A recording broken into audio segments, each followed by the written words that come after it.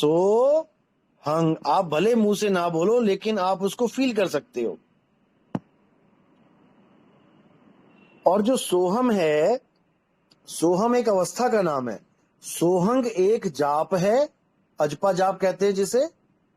और सोहम एक अवस्था का नाम है। सोहम का मतलब है जो तू, सोहम यानी मुझ में और तुम में कोई फर्क नहीं है। ये किसको बोला जा रहा है? ये परमात्मा वाली अवस्था को बोला जा रहा है। यानी परमात्मा में और आत्मा में कोई भेद नहीं है, केवल अवस्था का भेद है। इसी को बोला गया है सोहम। जो तो क्या हमें ये जपना चाहिए या नहीं इसको नहीं समझना नहीं नहीं, चाहिए? जपना नहीं है, ये आप समझो, केवल समझो कि सोहम क्या है और गुरु से पता करो कि सोहम कैसे हुए। जपना नहीं है। जैसे पीएम, अब आप क्या करोगे? पीएम पीएम जपोगे क्या? अब आप पीएम का मतलब समझो, प्राइम मिनिस्टर कैसे बनेंगे? इलेक्शन लड़के। जपना नहीं पड़ेगा एक बार भी। आपको विधि भी पता लग गई और आपको वस्तु भी पता लग गई कि क्या होता है पीएम और कैसे बना जाता है पीएम। तो क्या होता है सोहम और कैसे हुआ जाता है सोहम, ये गुरु भेद बताता है, तब समझ में आता है। गुरु आपकी अवस्था को बदलता है। कागा से हंसा किया करत न लागी वार। कागा यानी कौवा। कौवा हम कब होते हैं? जब हम इंद्रियों के साथ जुड़ जाते हैं, इंद्रियों की विषय वासना के भोग भोगते हैं, तब हम कौवा हो गए। और हम हंसा कब बनते हैं? जब हम इंद्रियों को त्याग देते हैं, यानी उसका साथ छोड़ देते हैं, तब कागा से हंसा भया। कागज से हंसा हो जाता है और जीव से पीव हो जाता है।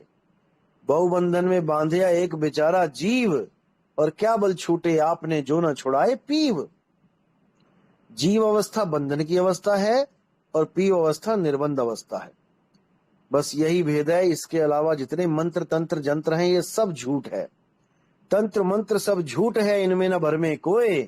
और सार शब्द जाने बिना कागा हंस न होए। बस यही समझना है। सार शब्द यानी कि अपने निज स्वरूप को जानो, और अपना ये जो देही स्वरूप, नकली स्वरूप है, ये हवा पानी अग्नि धरती आकाश को तुम प्रेम कर बैठे हो, इन 5 तत्वों को, इससे बाहर निकल जाओ।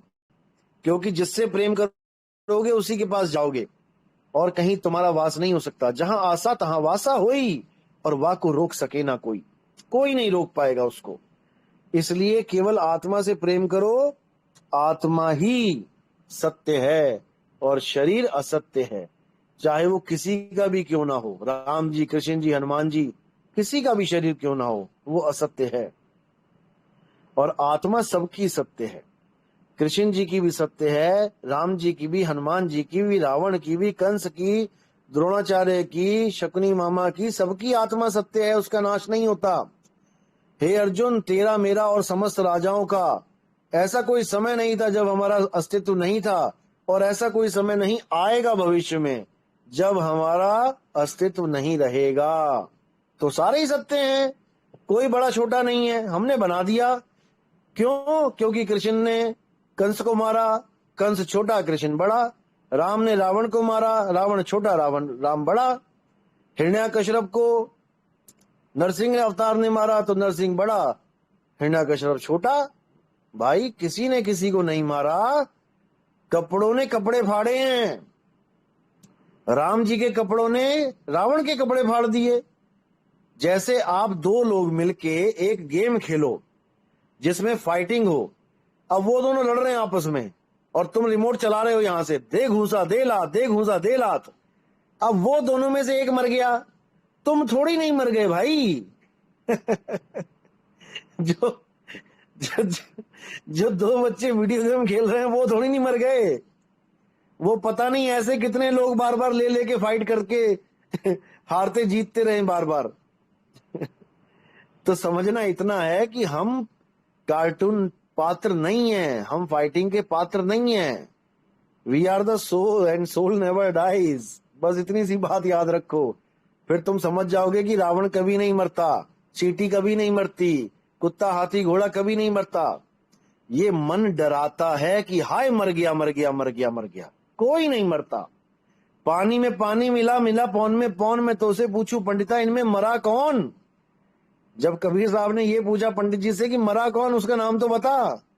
जिसके नाम पे तुम 13वीं कर रहे हो कि मर गया, उसी को तुम कह रहे हो स्वर्गवास हो गया। स्वर्गवास का मतलब होता है स्वर्ग में वास करना। जब वो स्वर्ग में वास कर रहा है तो मरा कहाँ। अगर कोई मर जाएगा तो कहीं वास करेगा क्या मरने के बाद? कोई नहीं मरता भाई। ये आत्मज्ञान है, थोड़ा सा डिफरेंट है, डिफिकल्ट है। It's not easy to learn, not easy to understand. लेकिन बार बार कहते हैं, बार बार अभ्यास ते जड़ मत होत सुजान, और रसरी आवत जाते सिलते पड़े निशान। बार बार सुनकर भी वो चीजें समझ में आने लग जाती हैं जो आम आदमी के समझ में एक बार में नहीं आती। इसीलिए यही बोला गया है कि धीरे धीरे रे मना धीरे सब कुछ होए। धीरे धीरे आप समझने लग जाओगे। माली सींचे 100 घड़ा, ऋतु आए फल होए। 100 घड़े डालोगे पानी के तब जाके पेड़ निकलेगा, तब जाके फल मिलेगा। लेकिन वो भी तब जब ऋतु आए तब फल मिलेगा। ऋतु नहीं है तो जितना मर्जी डालते रहो तब भी नहीं मिलेगा। तो ऋतु है परमात्मा की दया। जब परमात्मा की दया होती है तो आपको आत्मज्ञान समझ में आने लग जाता है, और आप अपने शरीर से अपने आप को अलग जानने लग जाते हो कि मैं शरीर नहीं हूं। शरीर तो केले के छिलके की तरह फेंक दूंगा एक दिन में डस्टबिन में, और 4 लोग उठाएंगे, राम नाम सत्य बोलेंगे, और मेरे छिलके को उठा के आग में डाल देंगे। ये छिलका है शरीर। देखने में सुंदर लगता है। जैसे केला लेने जाते हो तो केले का छिलका देख के भाव लगाते हो, भैया हरा है, भैया पीला है।